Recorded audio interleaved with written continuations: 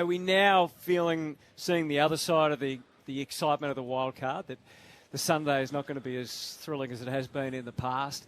I would also question whether a 5-week final series is going to hold that excitement. I already feel like in a 4-week final series, sometimes the semi-final weekend's just a bit of a lull or whatever.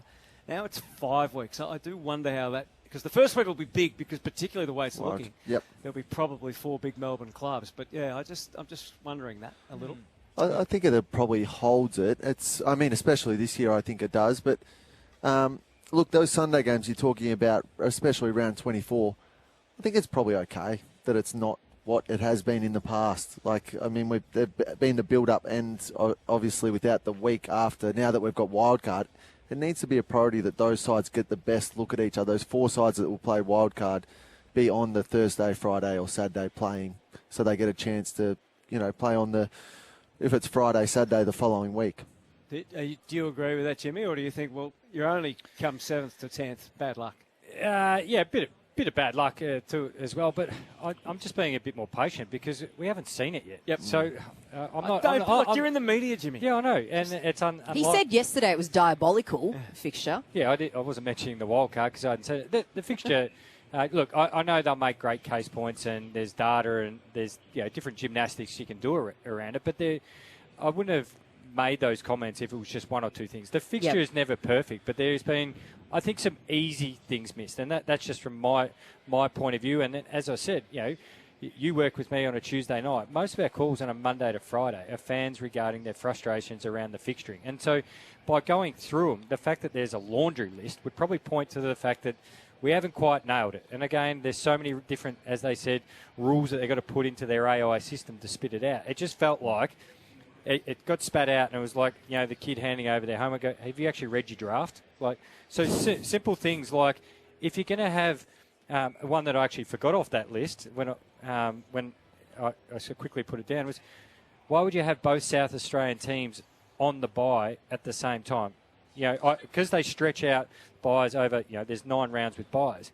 Have at least one of the teams in those other states playing, because then you got the Adelaide Oval rocking. So I just think there's little simple measures like that. I think 5 weeks of finals is long. Just to your point, Hutto. Yeah. I agree we haven't seen it yet. We haven't tested it yet.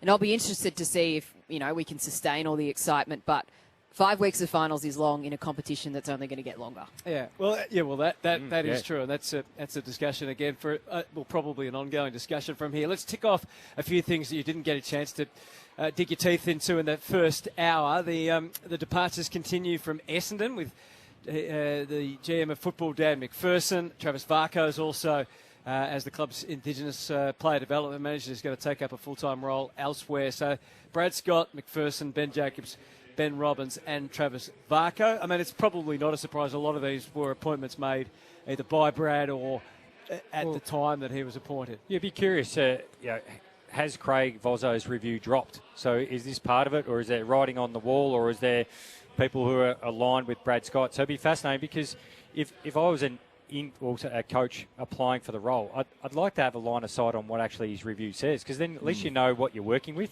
Do I get to appoint 2 assistant coaches? Do I get control to appoint development? What am I doing with strength and conditioning? What is he actually seeing? Because that actually gives me an opportunity when I'm presenting.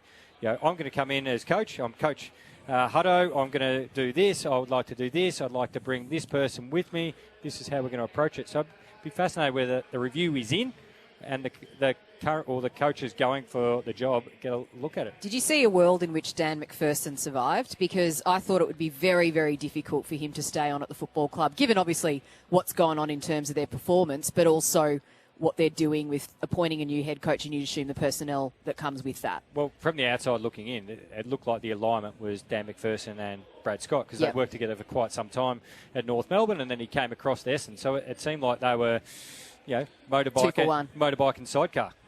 All right, let's quickly hear from the 2 coaches, the 2 interim coaches. First of all, Dean Solomon on his meeting next week.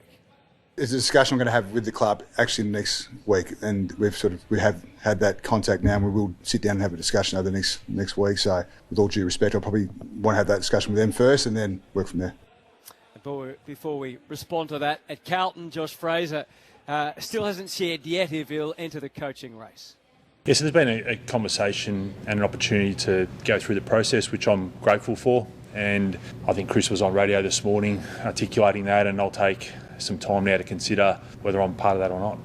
It's not so much umming and ahhing. I think it's just considering everything that comes with being a senior coach and being prepared to go through that process. And I've got a high awareness of it, and this opportunity has given me a great chance to live it to a degree. But I want to make sure that when I go through a process, if I was to be successful, that I'm ready to hit the ground running. And that's the way I approach most things in life, really considered and making sure that I'm as best placed, not only for myself, but for the people around me.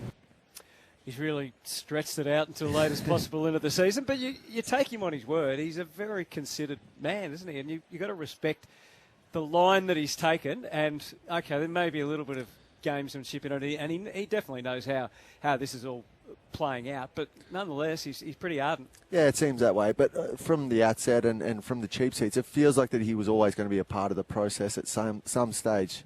He's had a great look at it. He couldn't have done a better job with what's been put in front of him too. I mean, it's going to be hard to knock out of that chair, you have a feeling, especially if they beat Brisbane down here on the weekend. And for me, look, good on Carlton holding out for as long as they have and doing all the work that they've needed to do. This is a big job that they need to get right at their footy club.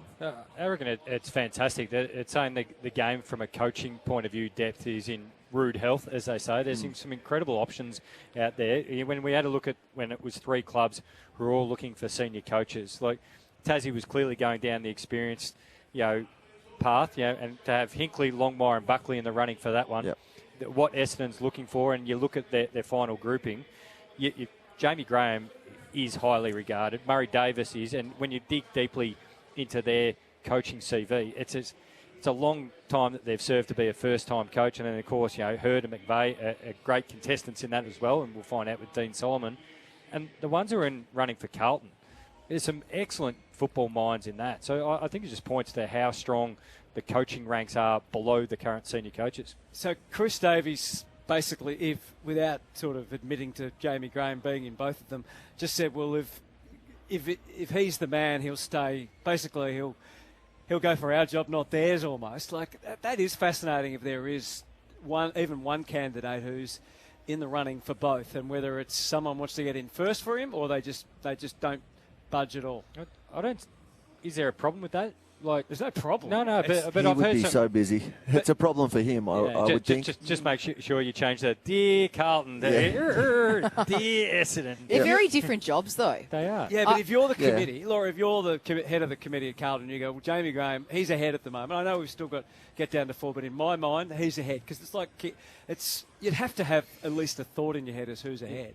And if suddenly he's in the Essendon running and he might be out of your process before it ends, do you blink or you can't? No, I just think you go with your instincts, don't you? I want to hear your thoughts there, because I reckon you're on the right train there. The different jobs that's in front of them. I think we don't have to dig too deep, but it feels like Essendon, that coach is a figurehead building a club, like a football department. You're not necessarily the next premiership coach. As much as they tried to say that Brad Scott would be the next premiership coach, look at where that football club's got to build. They've got to build, and so you've got to be someone who's prepared to get your hands dirty somewhere that needs a lot of confidence restored. Whereas Carlton, big football club, plenty of members, lots of money, lots of backing.